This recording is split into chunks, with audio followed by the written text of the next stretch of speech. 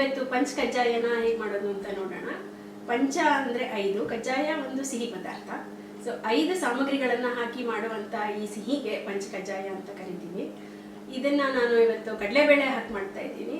ನೀವು ಕಡಲೆಕಾಳು ಹಾಗೆ ಹೆಸರು ಬೇಳೆ ಹಾಕಿ ಕೂಡ ಇದನ್ನು ಮಾಡ್ಕೋಬೋದು. ಈ ಪಂಚ ಕಜ್ಜಾಯ ಮಾಡೋದಕ್ಕೆ ಬೇಕಾಗಿರುವಂಥ ಸಾಮಗ್ರಿಗಳು: 1/4 ಕಪ್ ಕಡಲೆಬೇಳೆ, 1/4 ಕಪ್ ಒಣ ಕೊಬ್ಬರಿ ತುರಿ, 1/4 ಕಪ್ ಬೆಲ್ಲ. ಬೆಲ್ಲದ ಪುಡಿ ಇಟ್ಕೊಳ್ಳಿ, ಇಲ್ಲ ಬೆಲ್ಲನ ತುರಿದಿಟ್ಕೊಳ್ಳಿ. 1.5 ಟೇಬಲ್ ಸ್ಪೂನಷ್ಟು ತುಪ್ಪ, 1 ಟೇಬಲ್ ಸ್ಪೂನು ಎಳ್ಳು. ಈ 5 ಪದಾರ್ಥಗಳು ಪಂಚ ಕಜ್ಜಾಯಕ್ಕೆ ಸೇರುತ್ತೆ. ಪಂಚ ಅಂದರೆ 5 ಅಂತ. ಸೊ 5 ಪದಾರ್ಥಗಳನ್ನು ನಾವು ಪಂಚ ಕಜ್ಜಾಯಕ್ಕೆ ಹಾಕೋತೀವಿ. ಮೊದಲಿಗೆ ದಪ್ಪ ತಳದ ಒಂದು ಪಾತ್ರೆನ ಅಥವಾ ಬಾಣಲೆನ ಮೀಡಿಯಂ ಲೋ ಊರಿನಲ್ಲಿ ಬಿಸಿಗಿಡಿ. ಸಣ್ಣ ಊರಿನಲ್ಲಿ ನಾವು ಕಡಲೆಬೇಳೆನ ಮೊದಲು ಹುರ್ಕೋಬೇಕು. ಬಾಣಲೆ ಬಿಸಿಯಾಗಿದೆ, ಈಗ ಕಡಲೆಬೇಳೆ ಹಾಗೆ ಇದನ್ನು ಡ್ರೈ ರೋಸ್ಟ್ ಮಾಡ್ಕೋಬೇಕು. ಎಣ್ಣೆ ಅಥವಾ ತುಪ್ಪ ಹಾಕಿ ಹುರ್ಕೋಬಾರ್ದು. ಸಣ್ಣ ಊರಿನಲ್ಲಿ ಇದು ಕಡಲೆಬೇಳೆ ಹದವಾಗಿ ಕೆಂಪಾಗುವಷ್ಟು ಹುರ್ಕೊಳ್ಳಿ. ಸಣ್ಣ ಊರಿನಲ್ಲಿ ಈ ಥರ ಕೆಂಪಾಗುವಷ್ಟು ಹುರ್ಕೊಳ್ಳಿ. ಈಗ ಇದನ್ನು ಒಂದು ತಟ್ಟೆಗೆ ತೆಕ್ಕೊಳ್ಳೋಣ. ಮತ್ತು ಈ ಬಾಣಲೆನ ವಾಪಸ್ಸಿಟ್ಟು ಎಳ್ಳು ಹುರ್ಕೊಳ್ಳೋಣ. ಸಣ್ಣ ಉರಿಯಿಂದ ಚೂರು ಜಾಸ್ತಿ ಮಾಡಿಕೊಂಡು ಎಳ್ಳನ್ನು ಹುರ್ಕೊಳ್ಳಿ. ಈ ಥರ ಪಟಪಟ ಅಂದರೆ ಸಾಕು.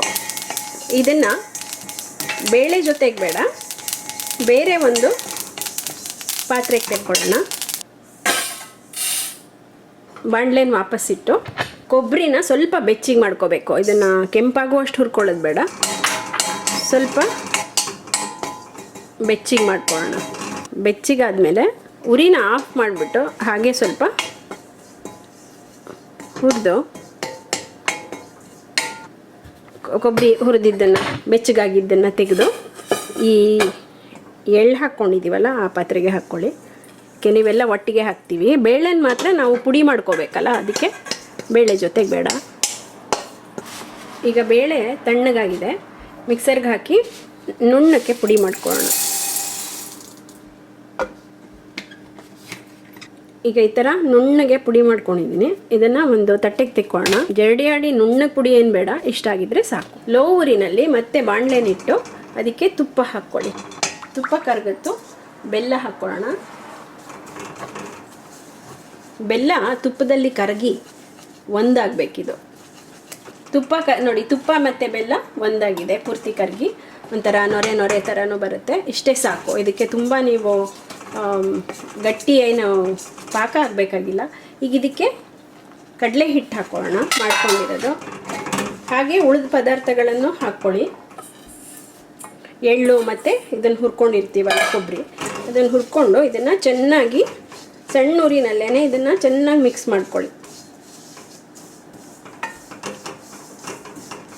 ಈ ಥರ ಚೆನ್ನಾಗಿ ಮಿಕ್ಸ್ ಮಾಡಿಕೊಂಡು ಊರಿನ ಆಫ್ ಮಾಡ್ಕೊಂಬಿಡಿ.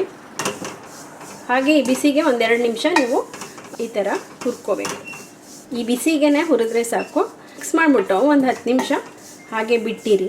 ಇದನ್ನು ಹಾಗೆ ತಿನ್ನಬೇಕು ಅಂತ ಮಾಡ್ಕೊಳ್ಳೋದಾದರೆ ಸ್ವಲ್ಪ ಹೊತ್ತು ಬಿಡಬೇಕು. ಇಲ್ಲಾಂದರೆ ನಾವು ನೈವೇದ್ಯಕ್ಕೆ ಅಂತ ಮಾಡ್ತೀವಲ್ವ, ಅದರಿಂದ ಹೇಗಿದ್ದರೂ ಒಂದಷ್ಟು ಹೊತ್ತು ಬಿಟ್ಟೇ ಇರ್ತೀವಿ. ಸ್ವಲ್ಪ ಹೊತ್ತು ಬಿಡೋ ಉದ್ದೇಶ ಏನು ಅಂತಂದರೆ ತುಪ್ಪ, ಬೆಲ್ಲ, ಕಡಲೆ ಹಿಟ್ಟು ಎಲ್ಲ ಹೊಂದ್ಕೊಂಡು ಹೀರ್ಕೊಂಡಿರತ್ತೆ ರಸನ. ಬೆಲ್ಲದ ರಸನ, ತುಪ್ಪದ ರಸನ ಎಲ್ಲ ಹಿಟ್ಟೆಲ್ಲ ಹೀರ್ಕೊಂಡಿರುತ್ತೆ. ಈಗ ನಾವು ನೈವೇದ್ಯಕ್ಕೆ ಮಾಡಿಡೋದ್ರಿಂದ ಬೆಳಗ್ಗೆ ನಾವು ಪ್ರಸಾದ ತಗೊಳ್ಳೋ ಹೊತ್ತಿಗೆ ಇದು ಚೆನ್ನಾಗಿ ಹೊಂದ್ಕೊಂಡಿರುತ್ತೆ. ನೀವು ಹಾಗೆ ಮಾಡ್ಕೊಂಡು ತಿಂತೀನಿ ಅನ್ನುವಾಗ ಇದನ್ನು ಸ್ವಲ್ಪ ಹೊತ್ತು ಬಿಡಬೇಕು. ಇದು ಆರಿದೆ, ಇದನ್ನು ನೀವು ಹೀಗೆ ಪುಡಿ ಮಾಡ್ಕೋಬೋದು. ಗಣಪತಿ ನೈವೇದ್ಯಕ್ಕೆ ಪಂಚ ಕಜ್ಜಾಯ ತಯಾರಾಗಿದೆ. ಎಲ್ಲರಿಗೂ ಮತ್ತೊಮ್ಮೆ ಗಣಪತಿ ಹಬ್ಬದ ಶುಭಾಶಯಗಳು. ನಮಸ್ಕಾರ.